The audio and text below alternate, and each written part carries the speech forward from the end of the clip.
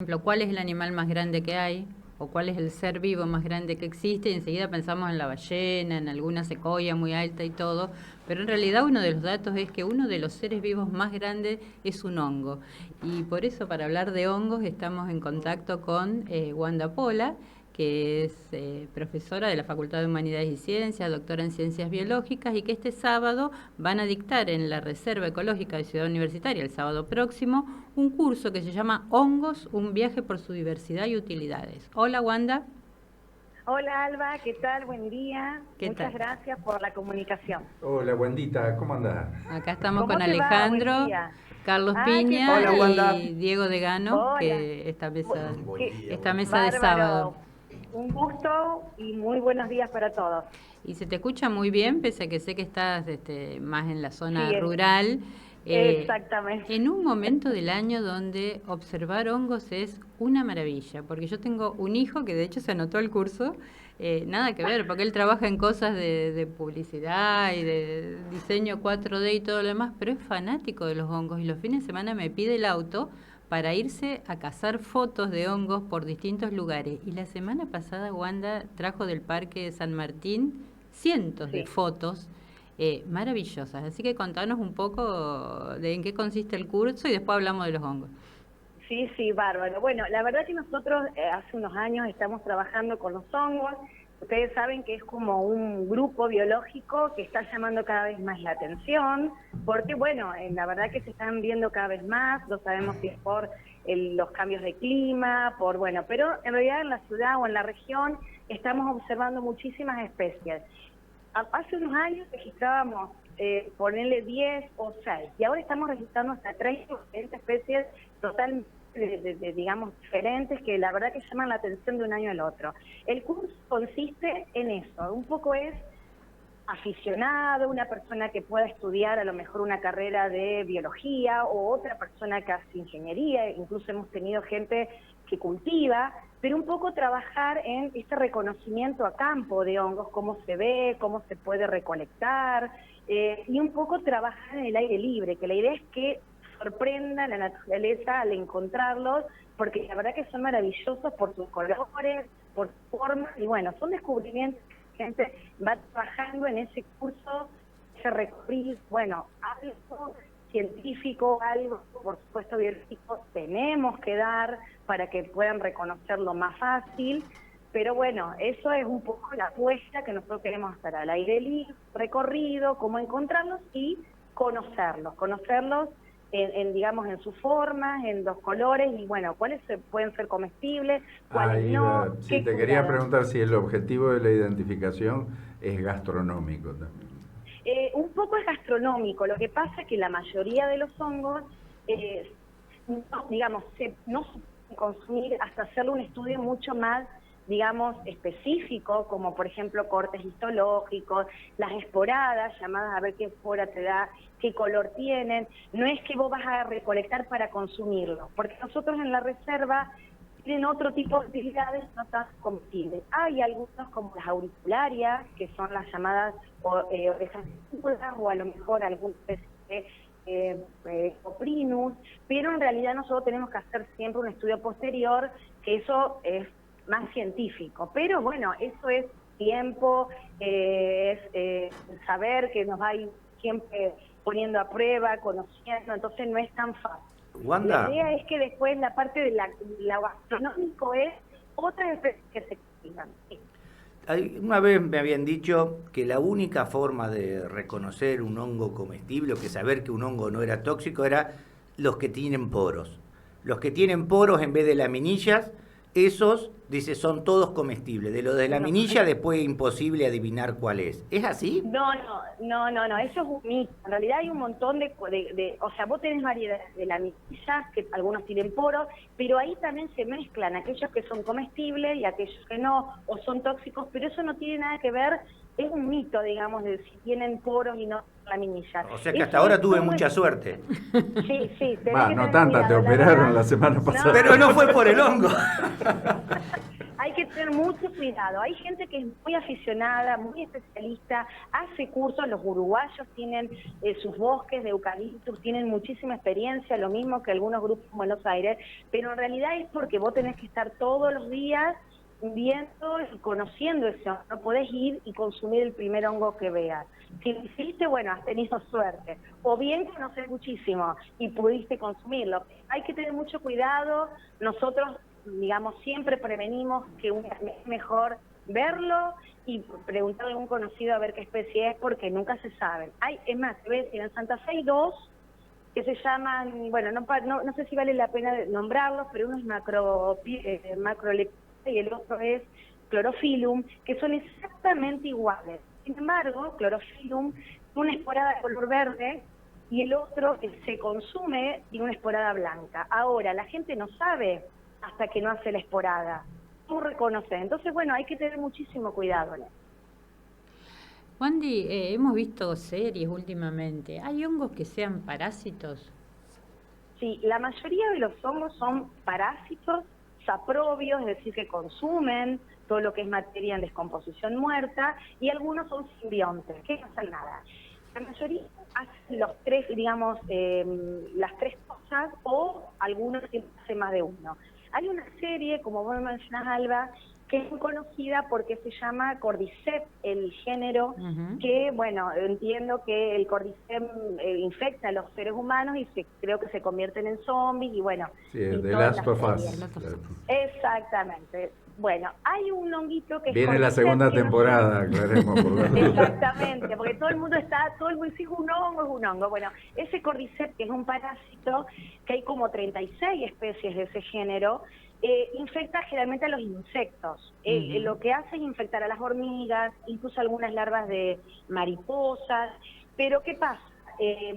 Lo domina, dicen que lo domina, lo mata, y en ese momento después nace el hongo y así se reproduce. Dice que tiene un poder muy importante, sus hormonas, un principio activo que tiene, que provoca todo eso en la hormiga. Nosotros tenemos en la reserva una especie Cordyceps que se vio, que le hemos visto este mes, no la había visto nunca. Es muy chiquita, pero bueno, tenemos que estudiarla, pero la verdad que fue una novedad encontrarla, un Cordyceps, nada que ver como parásito hasta ahora, pero bueno, le hemos visto en su honguito así en forma grande, así que estamos para ver qué especie es para saber. Pero bueno, sí, hay muchos parásitos y bueno, la mayoría hace ese juego, digamos. Wanda, Carlos nuevamente. ¿Qué diferencia hay entre un hongo y una planta? Muchas. En realidad nosotros, yo doy botánica en la facultad y por mucho tiempo en los libros de botánica, los hongos como grupo biológico se estudia como botánica, pero en realidad está totalmente diferente. Primero, tienen clorofila.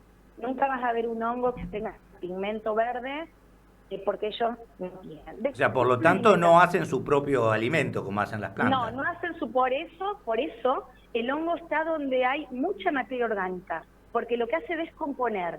Tienen eso de ser heterótrofos, consumen esa materia muerta y con eso se alimentan. Por lo tanto, nada que ver con una planta que puede generar su propio alimento. Y otra de las cosas que tienen es que están muy emparentados en toda la filogenia, o sea, toda la parte de dónde vienen, con los animales. Es decir, no se originan de la misma, pero son como primos hermanos. Y nada que ver con las plantas. Por lo tanto, ellos tienen alimentos heterótrofos como los animales y no tienen clorofila. Son esos dos indicadores que te dan en una rama que van más alineados o primo hermanos con los animales. Si bien esto es muy técnico, Wanda, supongo que no tienen pared celular entonces. No, perdón, ellos tienen pared celular. Tienen pared celular, o sea, eso los emparenta sí, con las plantas. Claro, pero ¿qué pasa? Esa pared celular es de quitina. ¿Qué es la quitina? Es un elemento que tienen los animales. El exoesqueleto de los insectos de quitina. Exactamente, entonces por eso también están asociadas. Nada que ver con la pared vegetal, que es celulosa, es otra estructura. Wanda, ¿cuántas especies de hongos comestibles más o menos hay? ¿Tenés idea? Más o menos, por lo que nosotros tenemos idea, creemos que hay como unas 20 o 30 especies. Igual es un dato que se los doy con pinzas, pero hay entre 20 o 30 especies regionales que se pueden consumir. En nuestra A zona. nivel mundial no lo sé, pero imagínate que dicen que hay como, digamos, de la cantidad de hongos solamente se conoce del 20 al 30% de la diversidad de hongos en el mundo, porque es un grupo que todavía también es como que se está empezando, entonces hay poco reconocido. Pero bueno, para el de alimento hay unas 30 especies más o menos a nivel regional que se puedan consumir.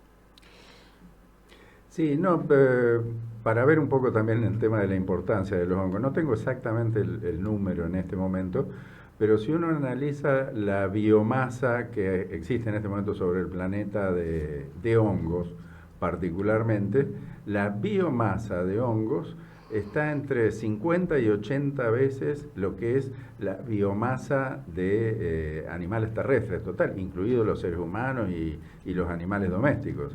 Así que sí, nos excede larguísimamente, digo, ¿no? No, aparte sabes que hay mucho que no se ve, pero ellos van por las redes, o las redes se están formando por debajo de la tierra, entonces las conexiones de las hifas, que son sus unidades funcionales, generalmente están por debajo de la tierra, entonces eso es lo que vos no ves, porque solamente ves, digamos, el sombrerito, y vos te dices, bueno, parece que son pocos, pero por debajo de la tierra dicen que es uno de los mecanismos donde ellos se comunican, redes y la conexión con los árboles, bueno, dicen que tiene mucho que ver esto de la biomasa que va por bajo de la tierra, por esto mismo de su función, obviamente, esa propia, que es tratar de cómo es de descomponer la materia. Pero es muy grande lo que dice Ale, la biomasa de ellos, más que todo por debajo de la tierra. Y en el agua también, hay muchos, pero en el agua hacen también sus cosas. Son grupos que tenemos también unas viven en el preguntas agua. acá que manda No, la audiencia. más que una pregunta es un mensaje. La semana pasada llegamos a Tucumán, ahora de Uruguay nos mandan mensaje. No sé si cuenta, pero el Carly, que está escuchándonos de allá, y nos manda un mensaje que dice, estoy en Uruguay, en la autopista interbalnearia, venden hongos y dicen que son de pino. Acá mucha gente los consume. Sí, Con respecto exacto. al origen, tampoco podemos saber, ¿no? Si vamos a un lugar que hay pinos y ahí vemos hongos, tenemos el mismo problema que antes. No podemos garantizar que sean todos comestibles, ¿no, Wanda? No, lo que pasa es que en Uruguay, lo que yo sobre todo decía, ellos tienen muy como armado ya los bosques donde nacen ese tipo de especies donde son consumidas. No, en eso no hay problema porque el uruguayo aparece que creo que es el boletus, le llaman boletus, que es ese es de poros. Que nace en el pino. ¿Cómo? El boletus es de poros. No, ese sí, porque ya se conoce como se cultiva normalmente en la zona de Uruguay, se consume. Entonces, no, seguramente que si se lo venden o él lo tiene es porque obviamente es comestible, va a haber problemas. Así que no le voy a decir que consuma, pero bueno, Carly, aprovechá y date una panzada de hongo.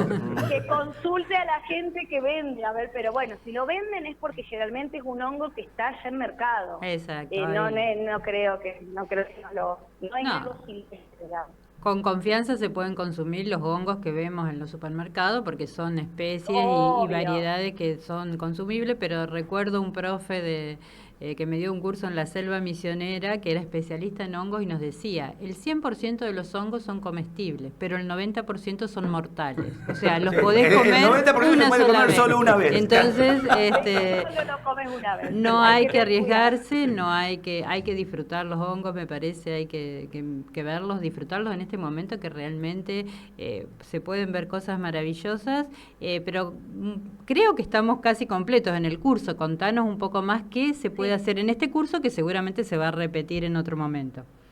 Sí, seguramente. Nosotros estamos buscando esta época del año porque es donde ellos fructifican, bueno, es su temporada. Entonces nosotros ya replicamos lo mismo, es lo mismo el año pasado, un poco hacemos una introducción sobre, sobre características morfólogos, a esto de saber que son organismos diferentes, hacemos algo de identificación para que sepan cómo encontrarlos, las formas, qué tipo de sombreros, y después salimos a la reserva por distintos senderos. Y ahí vamos viendo, fíjense que en distintos, incluso nos hemos notado que en distintos senderos también hay nuevas especies que no son iguales que otros senderos.